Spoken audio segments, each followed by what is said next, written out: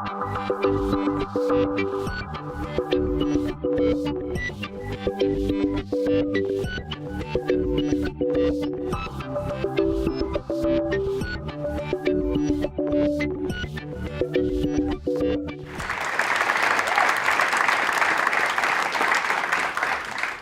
a world free of poverty, where people work in peace and partnership to deliver a shared prosperity in harmony with nature. People from all over the world came to Rio in Brazil in 2012, and they declared this the future we want. They made a plan, a 3-year plan facilitated by the UN to have the Sustainable Development Goals part of a UN agenda by the end of 2015. Like many others, I set off to New York to make my contribution to the process. I was hosted by Professor Jeffrey Sachs in Columbia University in the Earth Institute. I was very privileged to work for the UN Sustainable Solutions Network, which had a formal mandate from the UN General Secretary Ban Ki-moon to provide a non-governmental input into the post-2015 process. This input was mainly academic and scientific. These inputs from non-governmental and governmental sources were summarized and collected. They were summarized by the end of 2012, or by the end of 2014. The negotiations started in January 2015 in earnest. Right? I took part in those negotiations as a member of the UN Major Group for Science and Technology. This was an amazing experience. You had representatives from women's groups, from youth and children, from farmer groups, from academics, the private sector, all had a desk at the table, all alongside the diplomats from 193 nations. The negotiations were co-chaired by very skillful and the very brilliant ambassador of Ireland, Donoghue, and also the ambassador of Kenya, Kamau. Right? The negotiations went on for many months. So often, we would be there late at night, we would order in pizza, and we would fight over the last bar of chocolate in the vending machine. Right? The negotiations went on. We had paragraphs in, words in, paragraphs in and out. But eventually, we had a consensus, right, to the relief and joy of everybody. Right? We had what is now called the UN 2030 Sustainable Development Agenda. It's a moral compass for the world for the 21st century. It is a policy blueprint that outlines pathways to sustainable livelihoods, inclusive societies, and sustainable environments. The one big message I want to say to you is that people from all walks of life had an input into this process and into the negotiations. This agenda is truly an agenda that is of the people, by the people, and for the people.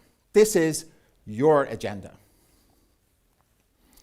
At the core of the agenda are 17 Sustainable Development Goals, all of which have to be achieved by all nations by the end of 2030. Right? So, households everywhere will have access to basic nutrition. They will have access to education, to health. They will not face gender discrimination. They will have access to clean water, to sanitation, and sustainable energy. Companies across all countries will provide jobs for all.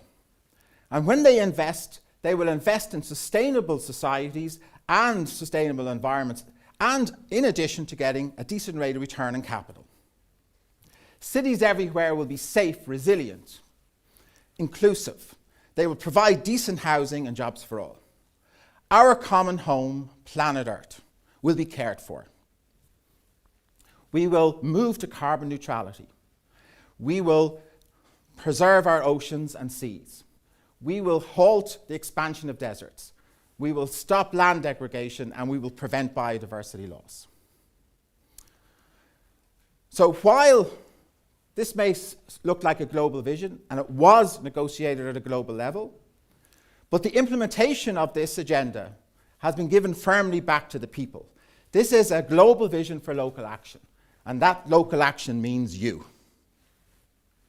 But before I talk about how we can take some simple actions, we have to think about what is the root cause of the problems.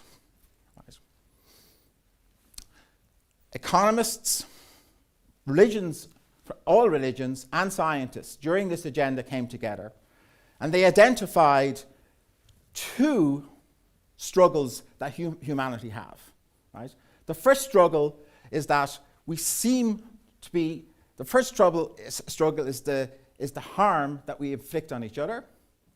We have a struggle with that. And our second is the harm we inflict on nature. So economists, just to help you understand how we do this, right, they want you to think of a woman. She's basically stranded on a desert island. Because she's bored, she sets up a company. She sets up a household. She sets up a government. Now, the thought experiment is that any action she takes as head of state, head of the government, or even head of the household, she would not knowingly harm herself or the environment around her. Right? And if she had a family, she would want to leave that island. She would not want to undermine future generations, and she would want to leave that island in a sustainable way for her grandchildren. The world we live in, people are disconnected.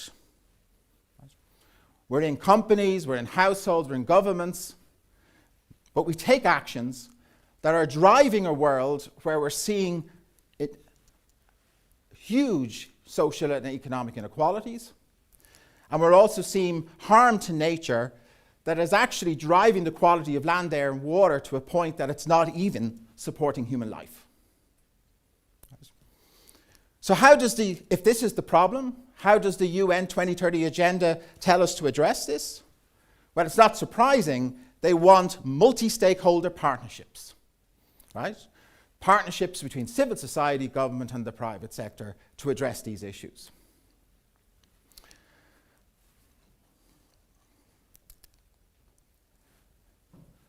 So the UN has appointed what we call Sustainable Development Advocates. There's Liam Messi, Shakira, Professor Jeffrey Sachs, and the like. And the reality is that they need 7 billion people on their team, right, if this agenda is to work. So let's go through examples of some actions that you may take. Right? In your home, review your energy use. Think about your food and waste management. Ask yourself, with my savings and pensions in the banks, where are they invested? Are they invested under the UN Principles for Responsible Investment? In other words, are they going to harm any other government or society environment in any part of the world? Right? Ask yourself, what is my carbon and water footprint? Should I eat less processed food? Should I eat less meat? Companies, we are all part of companies. We buy products, we're either employees, we're shareholders, we're part of the board. They should be part of this agenda. Right? Have they signed up to the UN Compact to protect human rights around the world? Have they signed up to the UN Principles for Responsible Investment? Are they undertaking research and development and product development that is socially inclusive and environmentally responsible? And if they do, have they signed up to the UN Technology Facilitation Mechanism? This is to share these sustainable development technologies across all nations and people across the world. In politics, these governments signed up to this agenda. And it's the onus on us as voters or political representatives or anybody who works in the public sector is to put the pressure on the nation states to implement the agenda. They need to be held to account. They need to deliver the future we want. Finally, in other walks of life, we all take part in theatres and music and sport, right? We're all in schools and universities. They should be part of the agenda, right? The snowflake never wants to take responsibility for what the avalanche does. Right? And in this case, if people come together, you would be surprised the snowball effects you can create on companies, on communities, and on governments. In conclusion, we need to be, and we can be, the first generation to end poverty in all its forms by the end of 2030. The UN Sustainable Development Agenda depends on you. Is this its greatest strength or weakness? I would hope strength. To quote George Bernard Shaw, you see things and you say why, but I dream things that never were, and I say why not. If you ask me, can we the people end poverty in all its forms before the end of 2030? I would say, why not?